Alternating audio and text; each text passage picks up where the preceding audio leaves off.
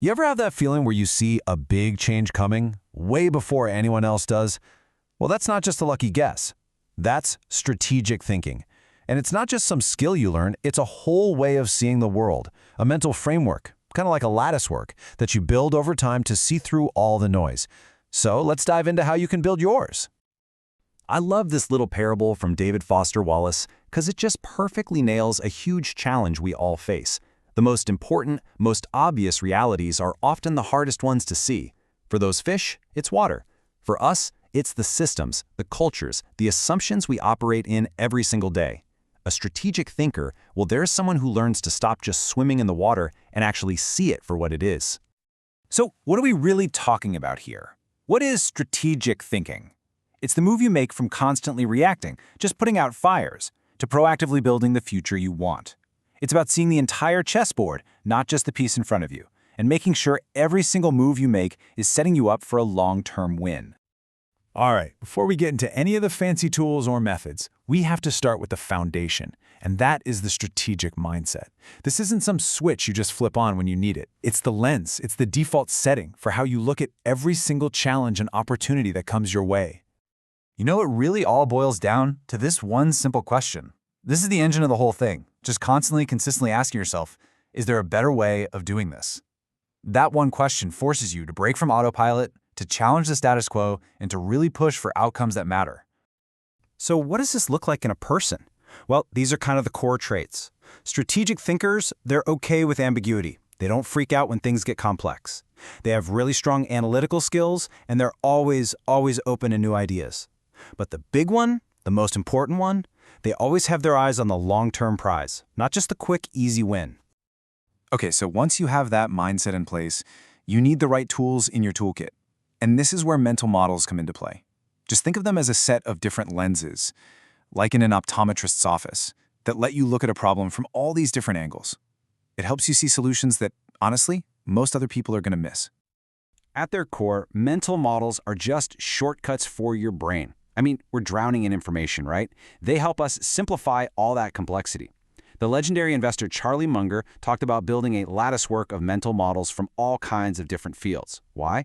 Because it saves you from what he called man with a hammer syndrome. You know, if the only tool you have is a hammer, everything starts to look like a nail. A diverse toolkit lets you see the problem for what it actually is. All right, our first tool is maybe one of the most powerful ones out there, thinking from first principles. This means you just totally ignore convention. You ignore the way things have always been done. You break a really complex problem all the way down to its most basic, fundamental truths.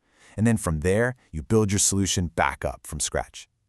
And if you want to see this in action, look no further than Elon Musk. I mean, with SpaceX, he didn't ask, how can we make existing rockets a little bit cheaper? No, he asked, what are rockets literally made of? What's the raw cost of aluminum, titanium, copper?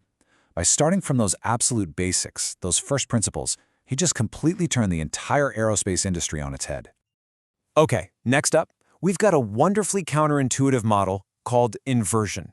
This is going to feel a little backward, but stick with me. Instead of asking, how do I achieve success? You flip it. You ask, what would absolutely guarantee failure? By figuring that out and then just avoiding it, you dramatically boost your odds of success. And Charlie Munger, again, just nails it with this. He basically said that long-term success isn't always about making brilliant moves. A lot of the time, it's just about consistently avoiding dumb ones. Inversion is your roadmap for steering clear of all those common traps that get everybody else. But how do you even know you're solving the real problem? That's where a super simple but powerful technique called the 5 whys comes in. It's exactly what it sounds like. You just keep asking, why? Like a curious kid. And by doing that, you peel back the layers, you get past the surface level symptoms, and you find the actual root cause. That's how you create a solution that actually lasts. Okay, so we've got the mindset, we've got some tools. Now let's talk about putting them to work. And it is absolutely critical to understand the difference between strategy and tactics, because confusing these two, it's one of the most common mistakes people make. It's really this simple. Tactics are the things you do to win a battle, the specific actions, the maneuvers. Strategy, on the other hand, is the big picture plan that makes sure all those little battles actually add up to winning the war. You can have the best tactics in the world, but without a strategy guiding them, you're just running in circles. And if you want a true masterclass in strategy, we have to look at one of history's greatest naval commanders, the Korean Admiral Yi Sun-sin. His story is just an incredible testament to how a brilliant strategy can overcome odds that seem completely impossible.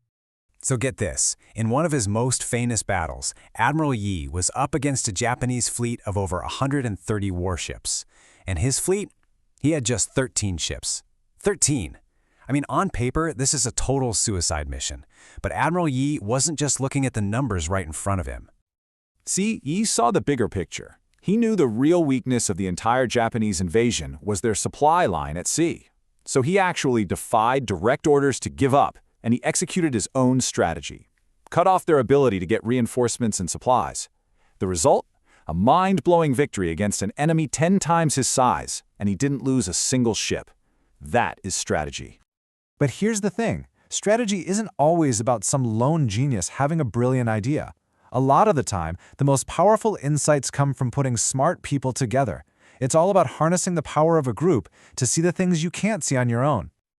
And a really powerful way to do this is with something called a mastermind group. Now, this isn't just your typical networking happy hour.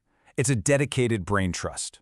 It's a carefully chosen group of peers who get together specifically to challenge each other's thinking and hold each other accountable.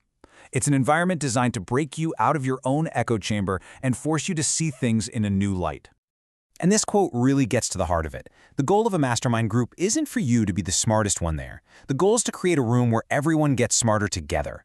The real magic happens not when everyone agrees, but in that dynamic push and pull of different perspectives. That's where real innovation comes from. All right, now let's take this to an even deeper level. Because as you get better and better at this, at shaping outcomes, a really important question starts to pop up. Where is the line between strategic influence and just manipulation? I mean, think about this for a second. Both good strategy and shady manipulation are trying to do the same thing, create behaviors that wouldn't have happened otherwise. So what's the actual difference? Well, the line isn't in the action itself. It's all about the intent behind it and the ultimate outcome for everyone involved. So how do you make sure you stay on the right side of that line? This framework is a pretty solid guide. First, look at the purpose. Are you trying to support people's well-being, or are you exploiting a weakness? Second, think about transparency. Are people actually free to make an informed choice here? And finally, what's the consequence? Does your strategy build trust and make relationships stronger, or does it wear them down? And that leaves us with this one last, really critical question. A brilliant strategy might hit its target. It might create a ton of value.